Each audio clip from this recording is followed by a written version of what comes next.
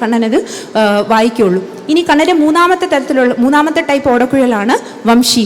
വംശിയുടെ നീളം എന്ന് പറയുന്നത് 15 ഇഞ്ചാണ് വംശിയുടെ നീളം. അപ്പം വംശി എന്ന് പറയുന്ന ഓടക്കുഴലിൽ 9 സുഷിരങ്ങളാണുള്ളത്.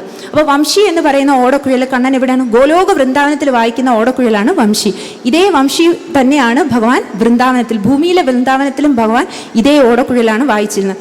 അപ്പോൾ ഭഗവാൻ ഈ വംശീനാദം വായിക്കുന്ന സമയത്ത് നമ്മൾ വിചാരിക്കും സാധാരണ ഒരു ഓടക്കുഴലിൻ്റെ ഇതുപോലെയല്ല. കണ്ണൻ ഓടക്കുഴൽ വായിക്കുമ്പോൾ അത് 4 ദിക്കിലും അതിൻ്റെ പ്രകമ്പനം വരും. പ്രകമ്പനം എന്ന് പറയുമ്പോൾ അതിൻ്റെ ഭയപ്പെടുത്തുന്ന ഒരു പ്രകമ്പനമല്ല, മനോഹരമായിട്ടുള്ള സംഗീതം വന്നിട്ട് അതിൻ്റെ വൈബ്രേഷൻ 4 ദിക്കിലും വരുന്ന രീതിയിലാണ് ഭഗവാന്റെ വംശീനാദം കേൾക്കുന്നത്.